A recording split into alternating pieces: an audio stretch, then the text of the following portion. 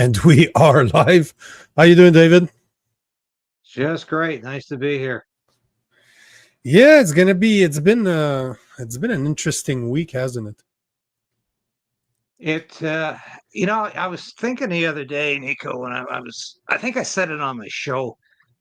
It's like I'm old enough to remember 24/7 news being a new phenomena with CNN and Ted Turner. I was actually in Tegucigalpa when I turned the television on and saw CNN for the first time. And I remember thinking, how are they going to fill the space? And of course, in the beginning of cable news, 24/7 cable news, the journalists had difficulty filling the space. And you used to get a lot of scenes of journalists standing around interviewing people with really nothing to say.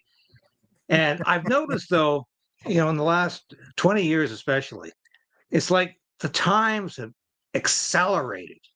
So here we are in the middle of summer or nearing the end of summer per se. And it's just a day doesn't go by that's not a full news day. And that's just so unlike the past. And 7 days a week, even the Sundays, something is happening. So it's a different world, very, very much so. And I think 24/7 cable news has fed into that, and I think at the same time it created it. So it's interesting, but that's a long-winded response to lots happening this week. You bet, always.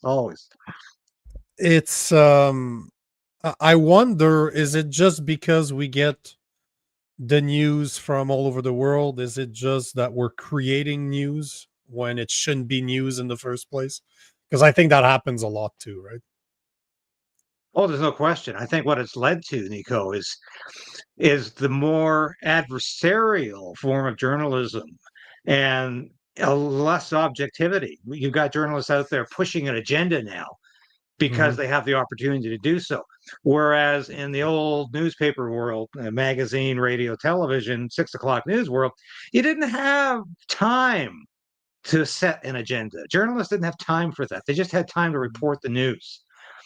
And so you didn't send journalists off to say, give me a story about, how abortion is good for women. Give me a story that's got a very hard left agenda to it.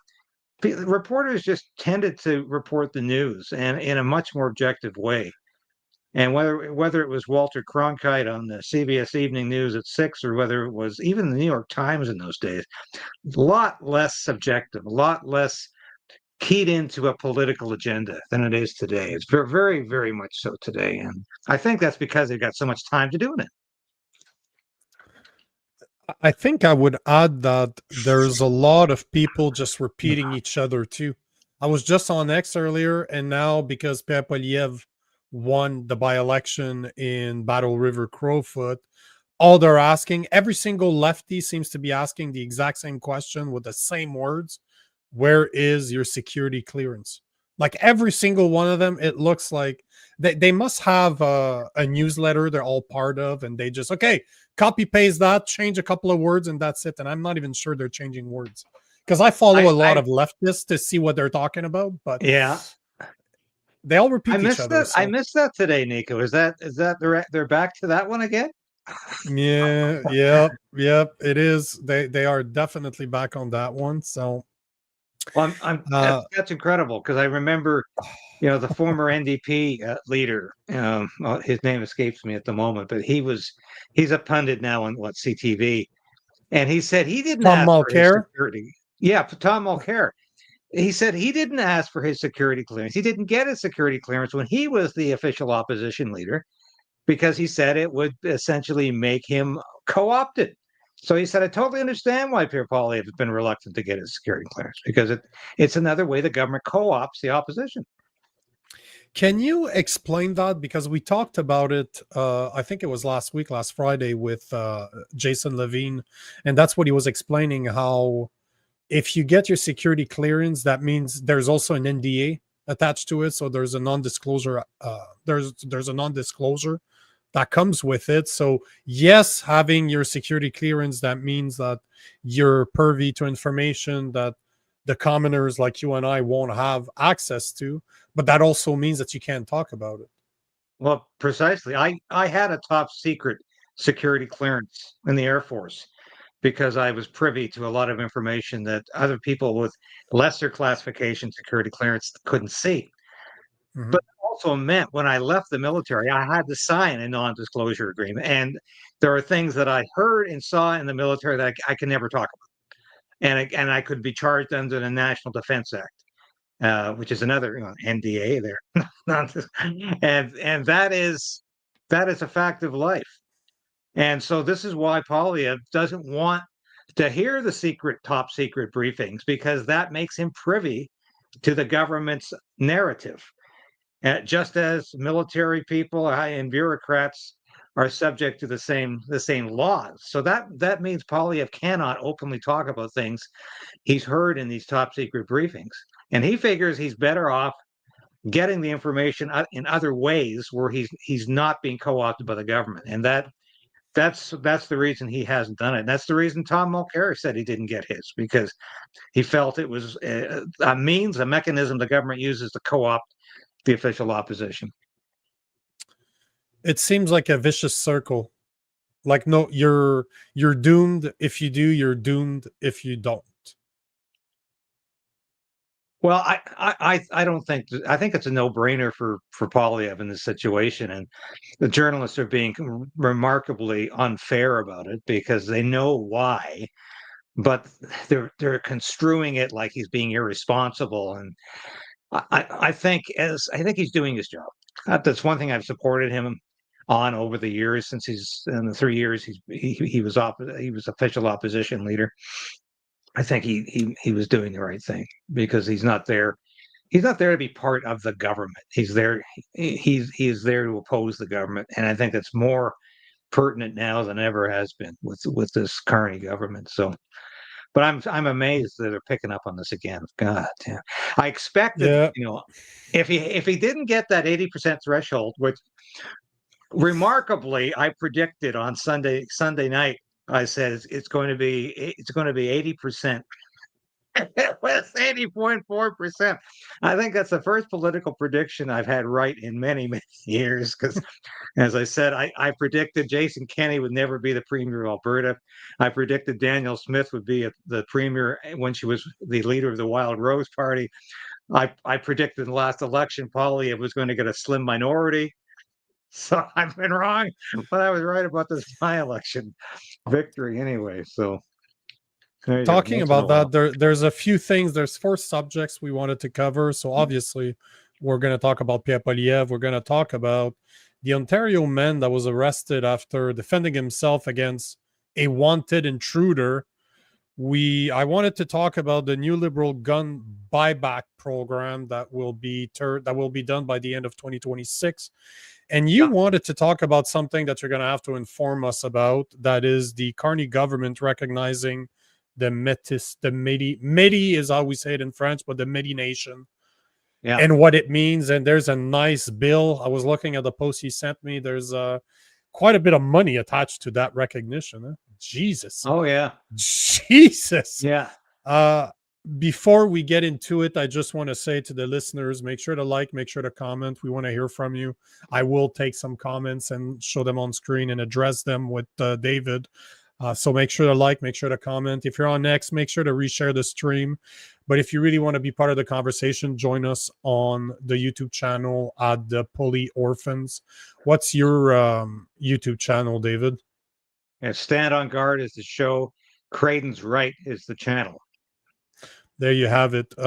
So a lot of people are saying hello. So hello.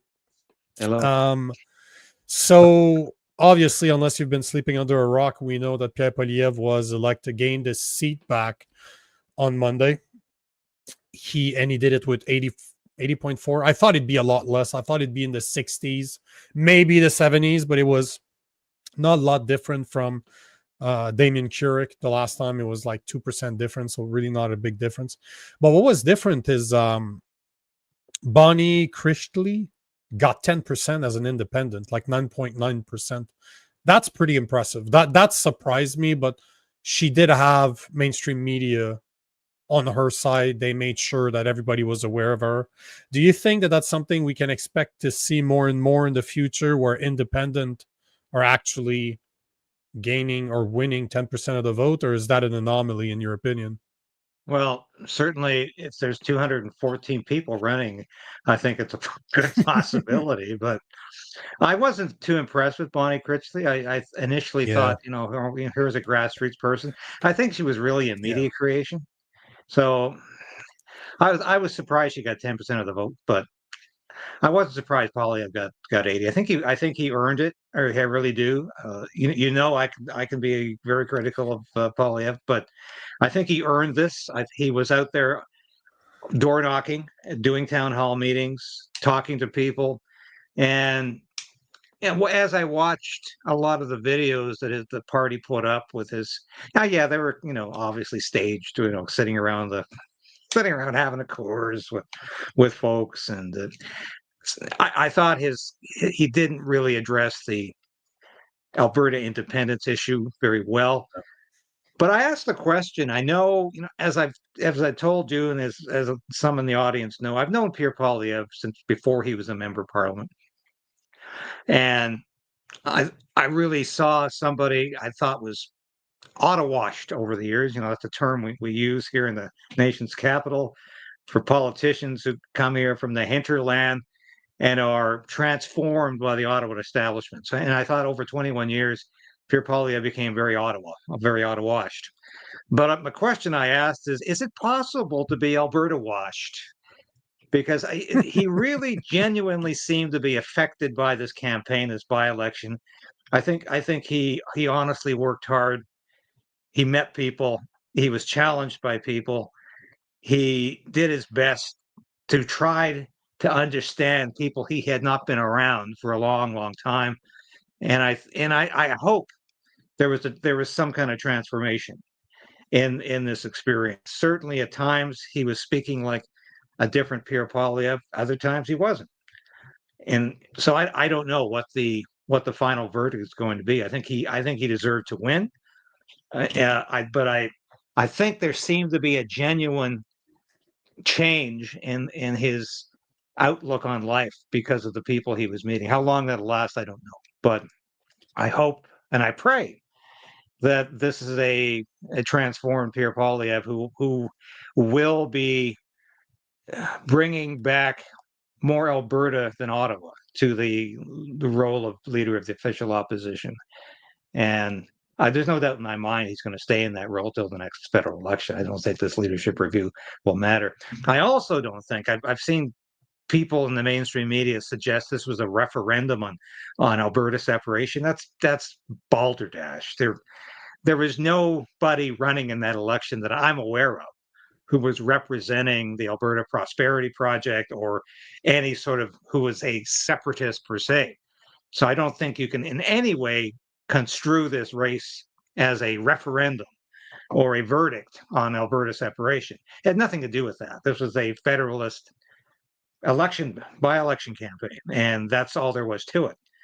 I don't think it in any way demonstrated the support or lack of support for separation in that riding. I think in that riding support for independence is very high, but notwithstanding, the people came out to vote for a Federalist politician because it was a Federalist by-election. I think that's all there is to it. So I'm really pshawing these people out there saying this was a referendum on Alberta independence. No, I think it's nonsense.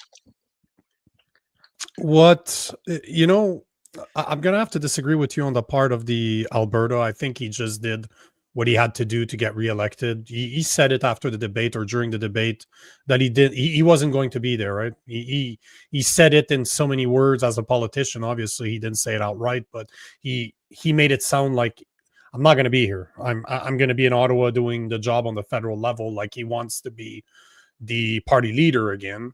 So basically, the Battle River is not going to have a real MP representing representing their needs, and I think he's going to have to walk a very, very fine line between supporting Alberta and being a federalist, like representing Ottawa.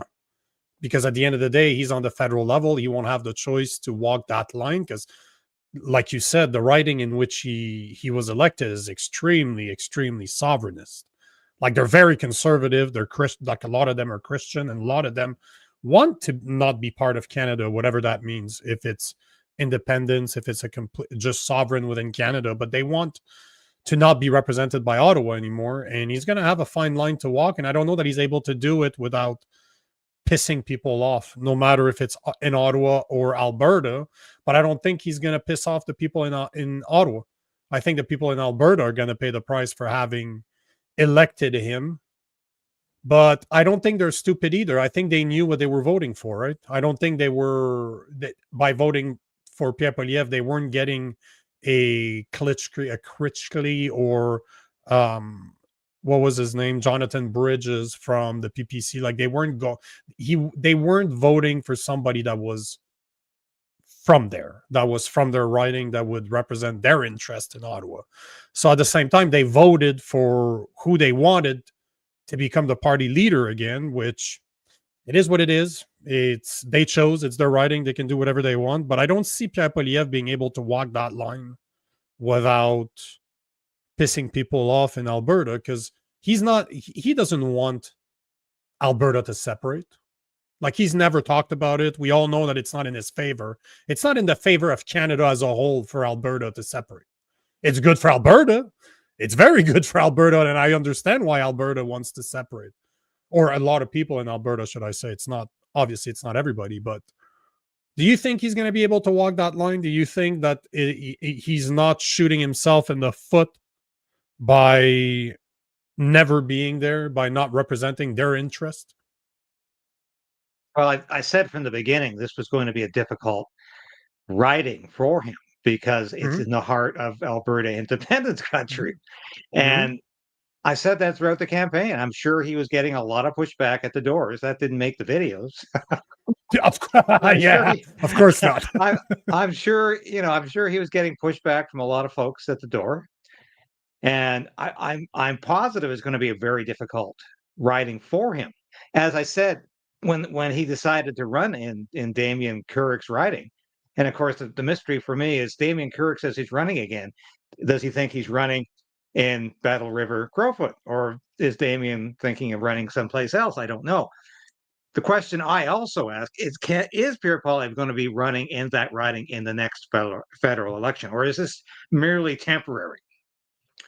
Because it would have been a lot easier for Pierre Poilievre to run in an Ottawa Valley seat, and there's a couple of them there that they're fairly conservative seats that have been held by the Tories for decades, including the seat that I'm currently living in, the constituency I'm currently living in. Conservative MP, been here since the Canadian Alliance days, and so talking about Scott Reid. So it's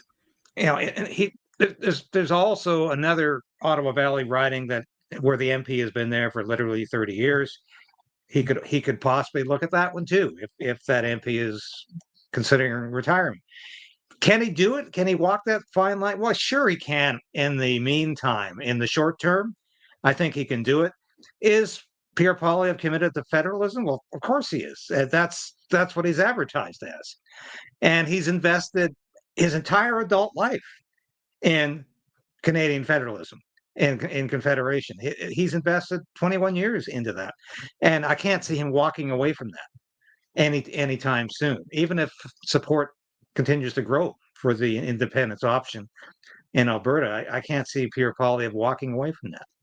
That's just become part of his constitution. It's become part of his DNA at this point, being a federalist. But certainly it is fraught with difficulties, and there's no question about it, because support for independence is very high in that riding, and it's going to remain a source of friction with Pierre Poilievre. And is he going to devote enough time for the folks there? Probably not, because he's going to be focused on being the leader of the opposition. That is how Pierre Poilievre sees himself. He certainly doesn't see himself as a MP first. He wanted to get back that position very, very much. And he's got it back now, and he soon will, as soon as he's sworn in as a member of Parliament. He'll be the leader of the opposition again, and that's where he sees himself. That's where he sees it. So yeah, I think he can do it in the short term. In the long term, I think he's probably going to be looking elsewhere. There's a few comments out there that are very, very interesting, and one I'd like to ask you about, because I saw that a few times, and people are saying that Pierre Poilievre, by going to Alberta, he did it on purpose because, as you said, he could have been in your riding where you reside, where it's conservative. Would have been a lot easier for him to run in Ontario. He wouldn't have to put cowboy hats and ride horses during his campaign. He could have just continued wearing his suit. But he decided. Some people are saying that he decided to run in Alberta in order to go against the sovereigntist movement by having a federalist like Pierre Poilievre, the leader of the Conservative Party, which heavily, heavily favored in Alberta. If you look at the map, it's basically blue. You need to zoom in very close and see Edmonton to see it any different color than blue. But do you think that that was done on purpose, that he's there to kind of fight against the sovereigntist movement, considering that he is a federalist after all? It's plausible, but if that's the case, he didn't do much of a job defending federalism. Whenever he was asked about the question, his answers were just awful. And I think of the one that they actually put the video, which is probably the best response he had, if his communications people have any intelligence at all. But the response they put out was really quite bad, because he did not provide very good reasons for Alberta to stay in Confederation. And one of the reasons he didn't provide very good reasons is that Pierre Poilievre supports equalization in its current form. Yeah.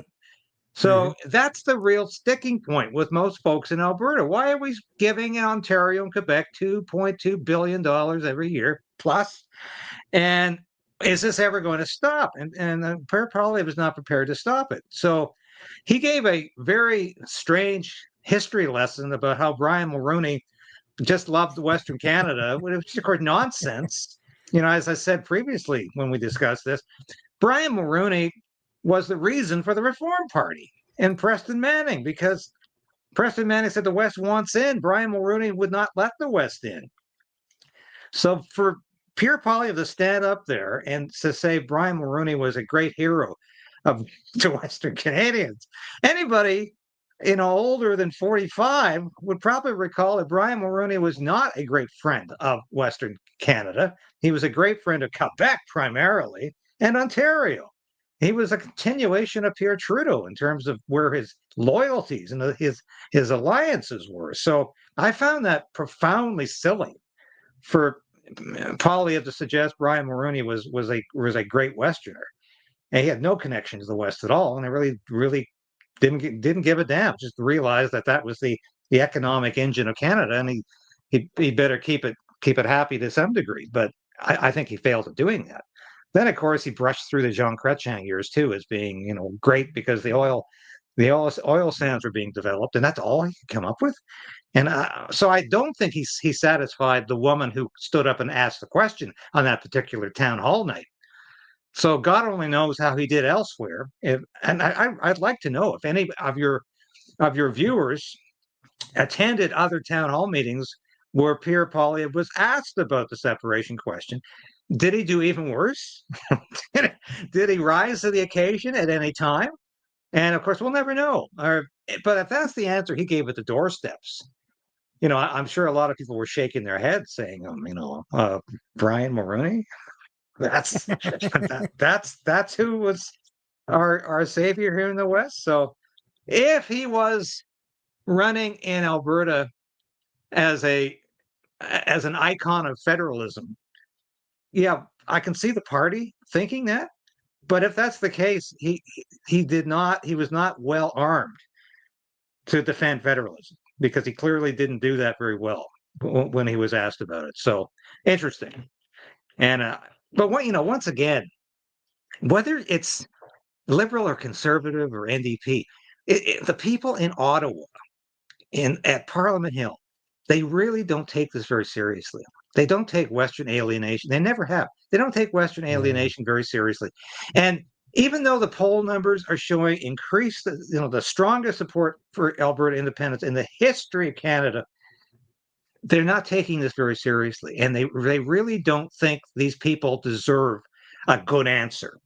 Just, hey, come on, get with it. This is a great country. It's Canada.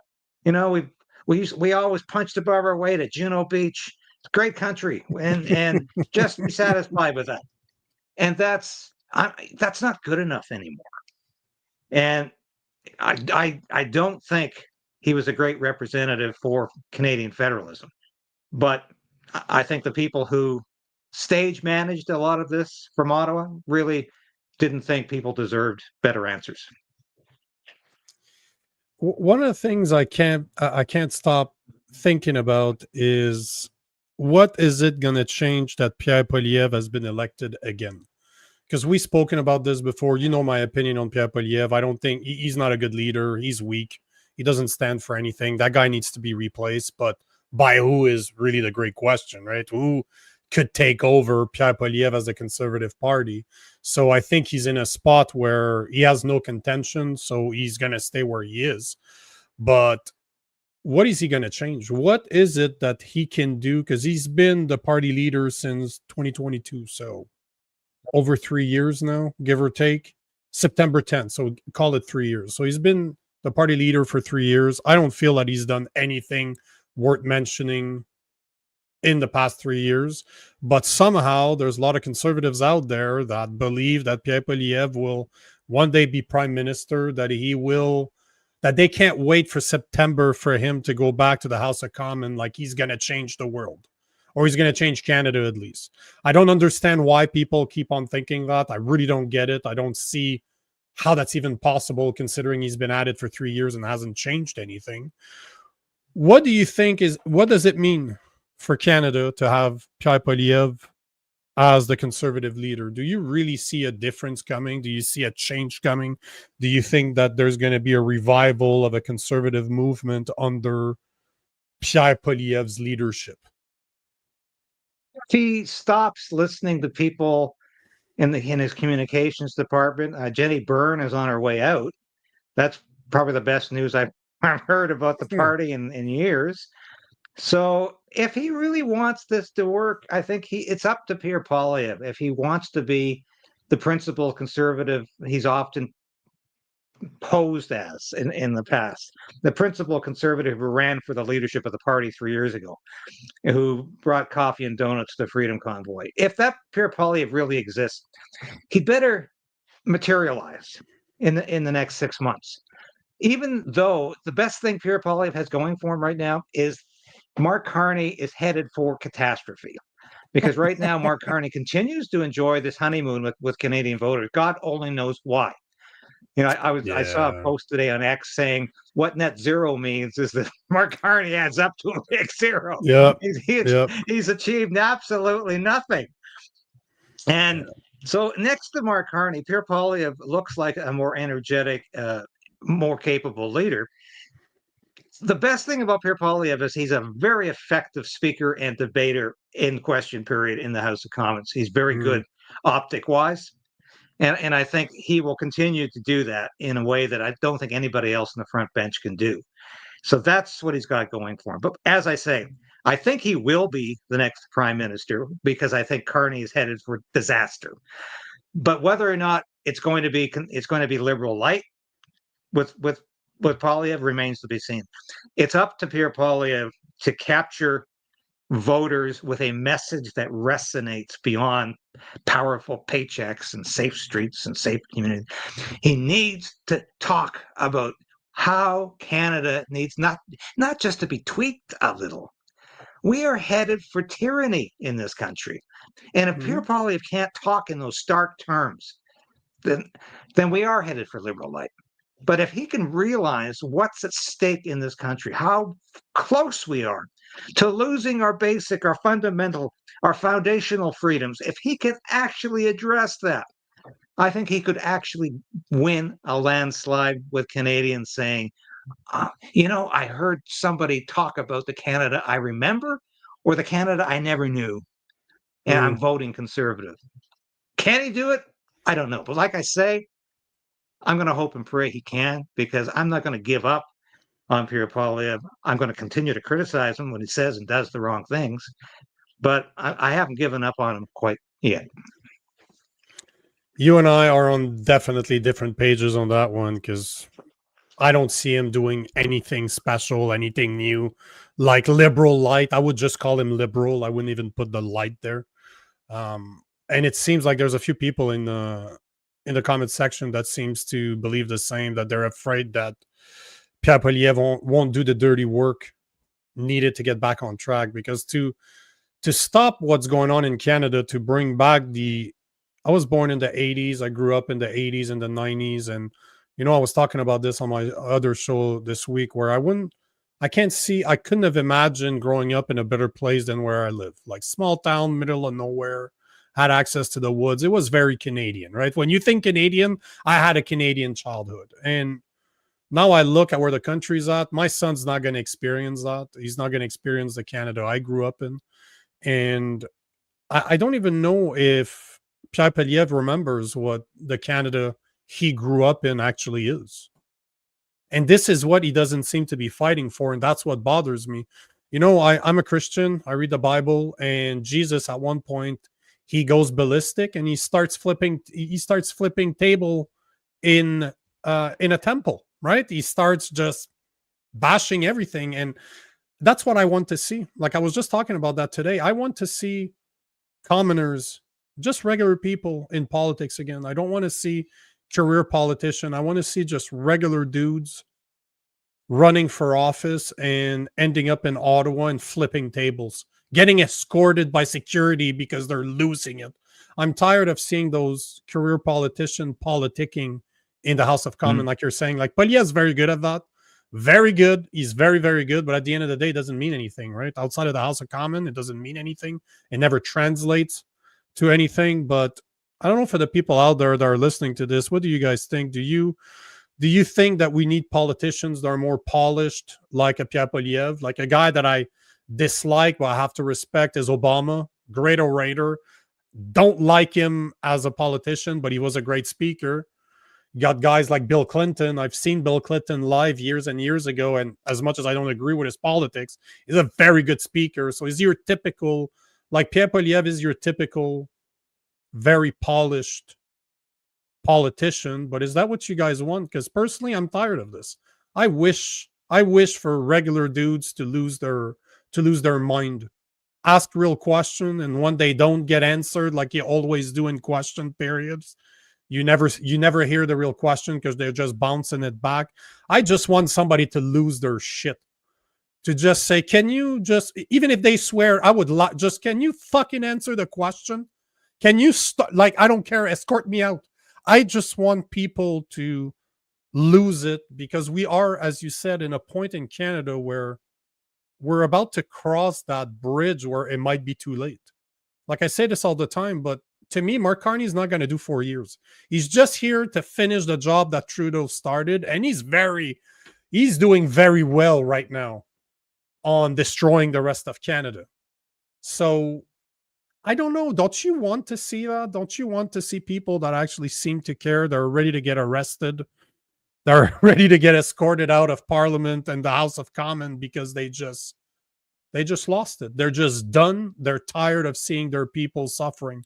Because again, 1 out of 4 Canadians right now has problems affording daily necessities as per the food bank. 1 out of 4. So 25% of Canadians are hurting, if it's not more. Like, that's not even talking about people that are living paycheck to paycheck, because that's probably the vast majority of Canadians. But it never seems to translate in Parliament. When you listen to them talk, they never get that part, right? They make 200 grand a year. They don't have to worry if not more. They make a lot of money for what they do, and they don't seem to care. So wouldn't you want just regular dudes, just commoners, just people that care about their community to run for office and really try to change it in Ottawa? Well, of course, and that's what I've been fighting for my entire political life and my journalistic life. I've been covering this for 30 years. I can barely stand watching Question Period anymore at this point in my life. It's torturous. It's difficult. It is absolutely absurd. It's theater of the absurd. I know it as well as anybody. And why we continue to hang news pegs on question period when nothing is ever answered and nothing really is ever questioned. And it's the same old every day. Of course, I'd like to see the city, this government, this deep state shaken up. And do I think Poilievre can do it? I don't know, but he's the only option we have right now. This is why I say what's happening in Alberta might be the best thing for Canada to shake this country up, to put the fear of God and maybe the fear of Alberta into the hearts and minds of these central Canadians who think it's going to keep going as it's always gone, which means they keep the power in their collective hands. I think it's time this political lobby, this these parties of talking points realize that nobody's listening anymore and that they're talking to an empty room. And this is why I say it's up to Pierre Poilievre. If he wants to be a truly transformational prime minister, a prime minister who understands, the choice is his. He can stop listening to the people who tell him to play it safe, and he can do something different. Like I say, the verdict for me is still out whether he can do that. In the last 3 years, yeah, he's taken one step forward, 2 steps back at times. He's failed at a number of crucial junctures, as far as I'm concerned, to live up to principled conservatism. And that to me has been painful to watch. But this is why I say what's happening in Alberta is more than just Alberta. It's more than just what's happening in one province. It's about a pushback to what Canada has become. And it's not the country I remember as a boy. It's not the country that my forefathers fought for. It's a country that has been completely emasculated and completely immersed in woke political correctness. And I don't recognize this country anymore. And frankly, I think it's destined for complete destruction if nobody can change this. And if Poilievre can't change this, and if he doesn't demonstrate a willingness to change it, I do think this country's on the verge of complete breakup in the next year to two. That we definitely agree. Like, forget the Poilievre part. I don't think he has it in him to change it, but I agree with you that if something's not done within the next couple of years, this country's done. Like, it's not going to be livable anymore because the boomers are going to start paying for it. Like, they think that an equity tax on their houses is not happening. It's just a matter of time before Carney brings that in. So I agree. A year to 2 years, I'll call it 2 years for sake of argument, is Canada's not going to be recognizable, and I don't think it's going to be savable anymore unless somebody from down south saves us from ourselves, which that could happen too. Because obviously what's going on with the US is, like, Trump is taking advantage of what's going on right now, and he's helping, or Mark Carney is helping Trump take advantage of Canada, right? And I'm not saying that as a good thing. I'm just saying, spend a lot of my time in the US. Trump's doing what he thinks is best for the US. Whatever that means for Canada, he's not there to help us. But Carney's making it easy on him. And the past 10 years of liberal policies have made it extremely easy on Trump to do what he's doing right now. So he's going to be, he has help. And I believe that it's all planned. It's all done on purpose because Mark Carney's not stupid. Read his book Values. He's a very smart guy. He knows exactly what's going on right now. Just again today, 50% tariff on steel or byproducts made with steel, 50% tariff on Canadian goods. It's a big joke. He's not addressing it, and unfortunately, we're gonna get screwed. And there's a lot of people in the comments that seem to believe that we need a guy like Donald Trump. Like, I'll be 100% honest. If I had a choice to vote for Donald Trump, Pierre Poilievre, and Mark Carney, I would take Donald Trump a million times out of a million. Love him, hate him. That guy moves the needle. There's no such thing as staying the same with Donald Trump. If he gets involved in something, he's changing it. A status quo under Trump does not exist. And that's exactly what we need in Canada. But do we have a guy like him, right? Do we have a guy like Trump in Canada to do the job Pierre Poilievre can do? Well, Donald Trump said today or yesterday, I'm doing a piece tomorrow about this for Human Events. He wants to get rid of mail-in ballots and electronic voting. Mm-hmm. Thank God somebody's addressing this. Do you think anybody in Canada would even bring this up? No. It's never going to, it's not going to be an issue. And no, we can't go there. Donald Trump's going there.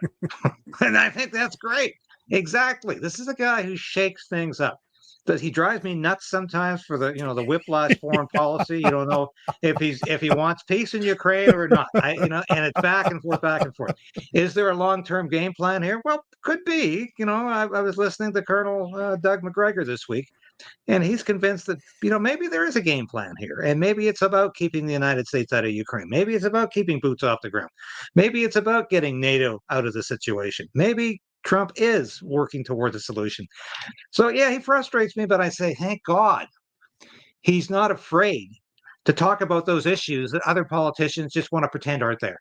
He talks about the elephant in the room, and that's the first thing he talks about. And that's what we need in Canada. Is there anybody on the horizon in Canada like that? No, absolutely not. I can't think of anybody. Is there a renegade, maverick, conservative politician sitting in the House of Commons who would dare to talk about these things? Not really, no. Not really. This is establishment with a capital E, all over, and all of the political parties represented in Canada, in the House of Commons. So that I'm 100% with you on that. I wish we had a Donald Trump in this country who would shake things up, so we know we're still alive. Right now, I think we're comatose at times in this country. Yeah, I don't see it happening either. We don't have the same mentality in Canada as they do in the US. They're very, very different. They have a very different way of thinking, especially when it comes to politics. Americans are extremely involved in politics. In Canada, not so much. It seems like too much of an effort for the average Canadian to even pay attention to what's going on in politics. So you wanted to talk about, we'll change the subject. We've been at it for 45 minutes, and I think we could talk about it for 3 hours straight. So if we're going to try to touch at least one other subject, you wanted to cover something that I was not aware of. I'm going to have to do more research because, man, just the post you sent, it's like post after post after post after post after post. So you sent me something along the lines of the Carney government recognizes the Metis nation. What does that mean? Like, I do this all the time, like land acknowledgement. Like he had to do a land acknowledgement. But what does that mean? Don't get me started on land. That is the worst farce. One of the biggest farces in Canada. The unceded territory. Sorry, pal, it was ceded. We won. It's history. Man, I'm sick of that. But I'm also sick of this identity politics. Now we've got, apparently and reportedly, the guy who is now the CEO of the independent nation, the autonomous nation of Metis, Saskatchewan, Richard Quintel, was a lifetime bureaucrat. And I don't know what Carney's calling it now, but Trudeau called it the Indigenous and Northern Affairs Department. Changed it from the old Indian Affairs, Indian and Northern Affairs. I don't know what Carney's calling it now. But from what I read today, this guy was a senior bureaucrat. And now he's got this high-paying job as the chief executive officer of the independent nation of Métis, Saskatchewan. And I'm thinking, here we go again with this is intrusive racism. This is what I call it. And anybody with half a brain would say we have become one of the most racist societies on the face of the earth. We identify everybody by racial superiority. And if you happen to have been born First Nations or Métis, you're better than those European people who came over here. You're better than the French and English. You've got special rights. You've got special claims, land claims, special entitlement to hunt and fish whenever you please. And you know what it reminds me of? I'm going to have to say this carefully because I don't want the show to be demonetized. There was a government in Germany in the 1930s that acted the same way. They had a hierarchy of race from what they called Aryans all the way down to Jewish people. And in between, there were Slavs and there were people who were part Aryan, part Jewish, just like our Metis people. And they couldn't decide what to do about these half Aryan, half Jewish people. And this is what the debate was in this German dictatorship.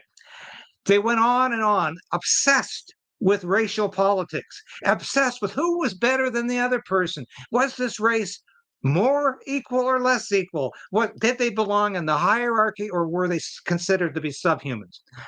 This is how Canada operates. We have a hierarchy of race in this country. We are obsessed with identifying people by their race and ethnicity. We are obsessed with saying this person is better than that person because of racial identity. And it is so toxic. It is so destructive. And I am sick to death of it. I have my entire adult life, I have argued and pleaded for equality under the law. One Canada, and I don't care where you came from. I don't care where your ancestors came from. I don't care what the color of your skin is, your religion, your ethnicity, or where you what you are composed of. You're equal under the law. You're a Canadian citizen or you're not. And that's what we should be headed for. And, to get back to Paulie, you think he's ever going to talk like that? No.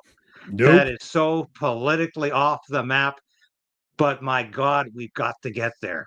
Because otherwise, we're going to have a nation that is completely race-based. The old Reform Party used to talk about this. They used to say no race-based fishing and hunting rights, no race-based judicial system. That, of course, was forgotten when the Reform Party became the Canadian Alliance, that became the Conservative Party Canada. All of that great material was flushed out. So it was just basically the PC party warmed over again. And we need to identify this. And for some, to have a grand poobah now of the Metis Nation of Saskatchewan, to me, is not just absolute idiocy. It is another nail in the coffin of this country, of this woke, destructive nation. And I tell you, I stopped going to my Rotary Club meetings because they had to do this land entitlement thing before every meeting. I said, I don't want to listen to it. I can't listen to it. Because it is balderdash. And of course, when King Charles was in Canada for the speech from the throne, he had to tell us all that Parliament Hill is sitting on unceded lands. Really? So we don't own Parliament Hill. Canadians don't own Parliament Hill. Some 2 tribes do. And I thought, what sickening, horrifying nonsense this is. And we spew this out constantly, and I'm sick to death of it. And for the man you were talking about, what did you say his name was? The guy that was Richard Quintel.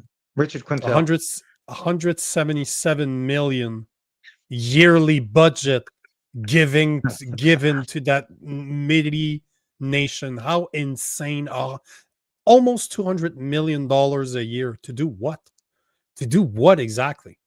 Like, exactly, it's absolutely insane. The billions of dollars that they give to the First Nations yearly, and only a certain small group of people seem to be taking advantage of those billions. Yeah, they're called the Chiefs, and that's been going on for decades.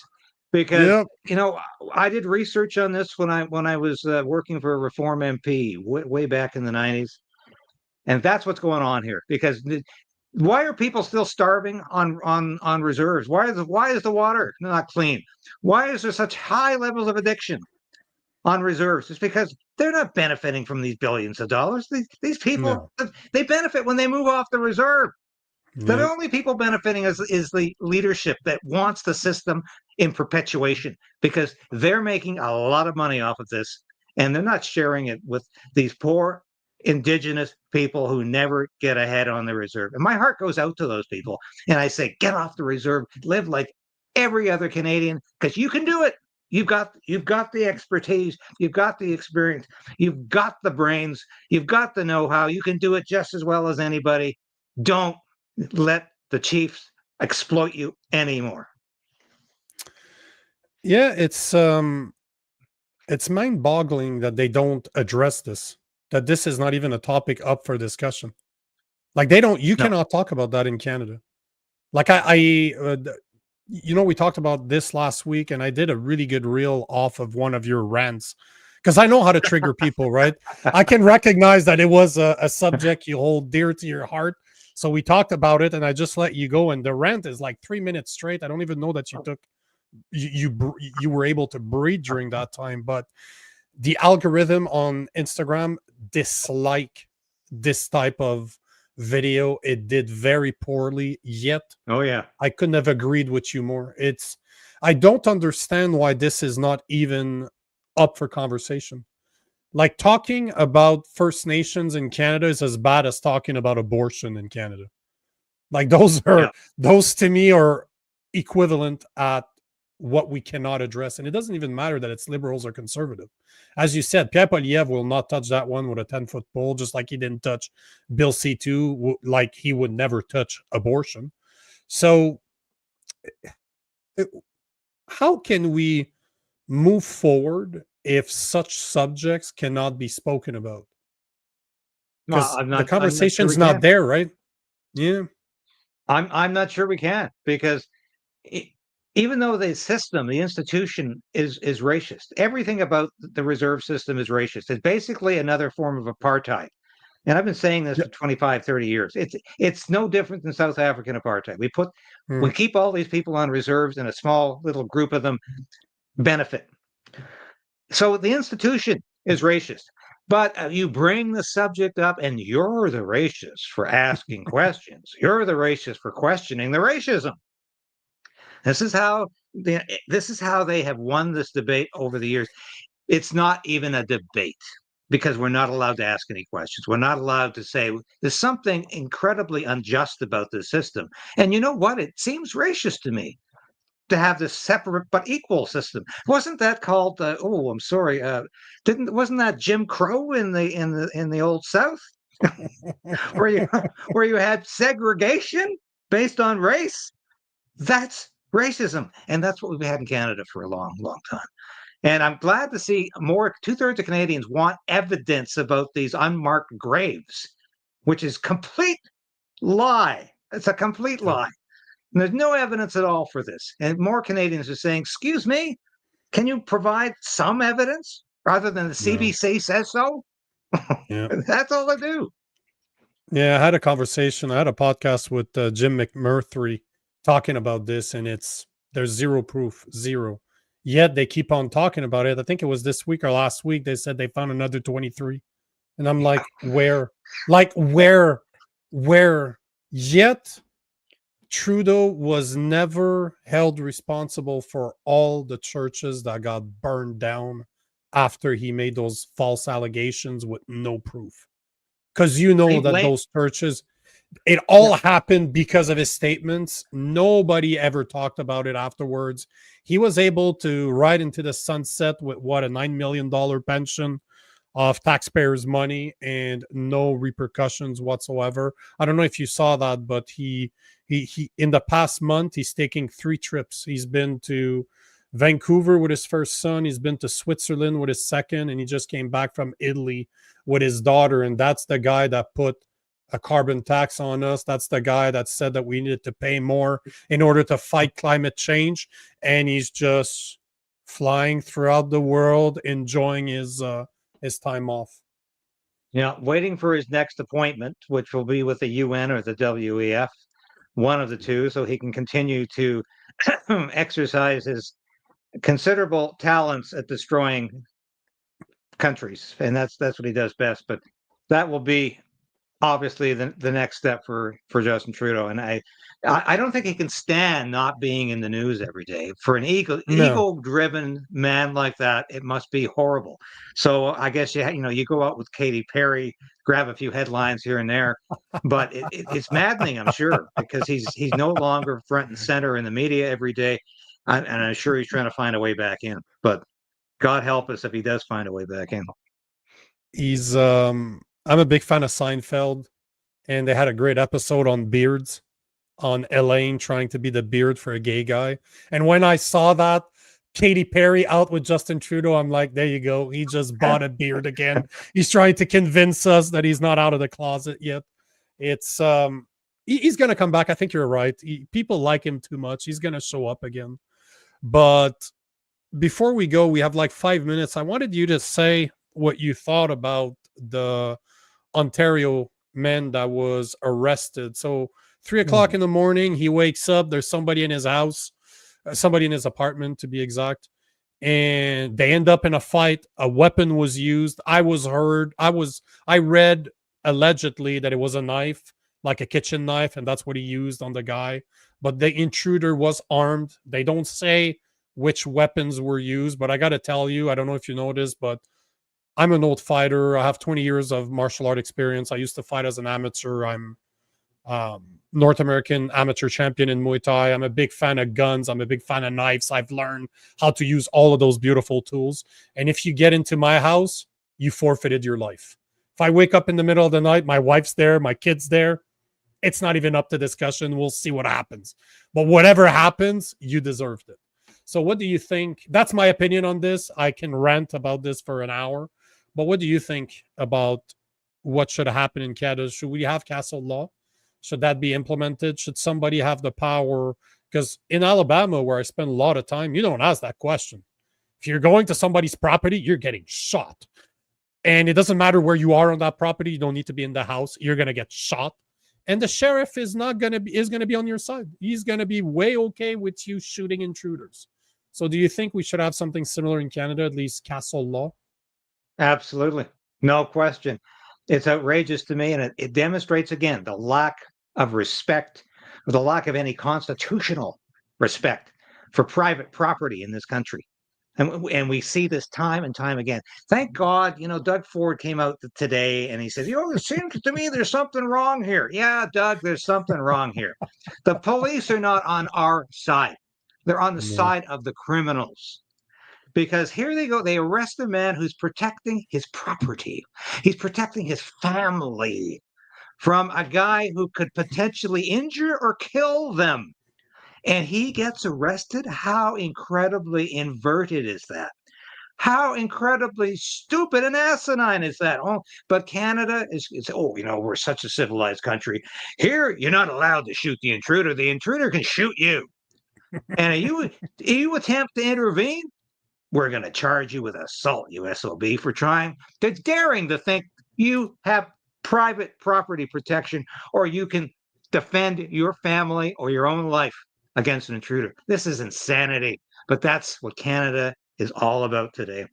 Another story that to me demonstrates the complete moral collapse of Canada and how incredibly corrupt it is, and how the police that I grew up loving and respecting, I worked with police in the military, they don't work for us anymore, Nico. They work for those other people. And this is why they don't arrest people for doing incredibly horrible things if those people happen to be part of a politically protected group. Jesus. And now part of a politically protected group is apparently intruders and assailants who break into your house. They're protected too. Mm-hmm. So Canada has gone insane. This is one thing that most Canadians don't realize, but one of my old clients is a prosecutor out of Oakville, just outside of Toronto, where I used to live. And we had that discussion because I'm a martial artist. I want to know what I can and cannot do. And he printed me the self-defense portion of the criminal code. I read it. I got back to him the weekend afterwards, and I'm like, sorry for my language, but I was like, what the fuck did I just read? I'm like, this document is basically telling me that I'm allowed to use reasonable force. I'm allowed to, it has to be proportional to the attacker's force. And as I'm reading this, I'm like, there's no black line to say this is what it is. Like in the US, a lot of states have castle law. If somebody's on your property uninvited, you are allowed to deal with the threat as you see fit. Canada is all to the judge. So every single time, so that guy that got in a fight that probably ended up stabbing the intruder, and I'm assuming that's what it is. This is what I read, but that ended up hurting him bad. I know he's gonna walk. I'm sure he's not gonna go to jail. He's not gonna go to prison. He's gonna end up walking. There's many cases like him where he did end up walking, but often the process is the punishment. Just going through the hoops, the going through court, going through having to pay for a lawyer, having to defend yourself, having your name in the media, just whatever happens to you is the punishment. And that will dissuade other people from acting the way that they should do. So we're in a situation where our criminal code doesn't protect us. We're at the mercy of the judge. And that's what's scary, is that if he has a lenient judge, the judge can just say, you're good, no problem, don't worry about it. You still have to go through the hoops. You still have to go through the media. You still have to take the abuse that he's probably taking right now. But one of the points that I was coming up with today is, do you think it's a possibility? I don't know enough about the way provincial law works compared to federal law. Maybe you don't know either. I want to find a lawyer. I've approached some lawyers to come on my show to speak about this, but can you imagine if a place like Alberta, that's trying to be independent of Canada, even if they stay within Canada, they want to be different from Canada? Do you think it's possible for a province to put a castle law in place, even though there's not one on the federal level, similar to what the US is? Because the castle doctrine in the US is state-based. Some state have it, some state don't. But as far as I know, it's not federal. It's based on the state. So do you see a possibility of us having that on a provincial level, like a place like Alberta, for example? I think it's entirely possible, especially under a premier like Daniel Smith, who has asserted Alberta's authority in many aspects, in many jurisdictions, and that would be one of them. I think it's entirely possible. Alberta would be, I think, the only province, by the way, that would try this. Yeah. Yep. The only one with enough common sense to say, "Hey, something's skewed here, something really wrong. Let's change it." Yeah, I am totally convinced Alberta could act on its own, because Daniel Smith is pushing the envelope in other ways. I think she could push the envelope on this and do it and win. I hope she does. Yeah, I think that's why I'm using Alberta, because I don't see it happening anywhere else in Canada. But she has spoken about bringing gun rights back, free speech back. So I don't know that she's going to do like the first two amendments in the US. But if there's one person in Canada, I agree with you. If there's one place in Canada it can happen, in Alberta, I'm just wondering if it could happen on a provincial level. And I believe that it could. I don't see why not. But again, I'm not a constitutional lawyer, so I don't know what's possible or not. But that's something that she definitely should address. I would love to see it. You have to remember, Nico, Canada is a confederation that is based on provincial rights that have been eroded over the century by Ottawa. But we are supposed to be a country where there are states' rats, as they say in the southern states. This is about provincial rights should be paramount in this country. That's why the provinces own their resources. Ottawa likes to think they do, but they don't. Constitution says otherwise. We have a country, we have a constitution where provinces have strong rights. Unfortunately, most premiers won't assert those rights, and they cave and they kneel to Ottawa. Daniel Smith ain't doing that. Thank God for Daniel Smith. Yeah, I agree with you on that one. I like her. If there's one politician I'd vote for, it would have probably been her. So yeah, I'm just gonna take this comment because this is how simple the First and the Second Amendment is. First Amendment is free speech. Second is gun right. If you lose the first, you got the second to regain the first. That's it. Right. That's your two first constitution. That's the First and Second Amendment of the U.S. It's that easy. Beautifully said, Jack B. That's perfect. So, Dave, we're gonna end it there. We went 5 minutes late. I think we could go a lot further. We could go a lot longer than this, but I appreciate your time. And yes, that's funny. Sylvie's one somebody that's always on my show. Nico has a political crush on Smith. I don't know that I have a political crush on her because she's still a politician, but I don't know. She's been very clever in the way she's walking the line between not saying that she wants to separate and making it possible to stay within Canada.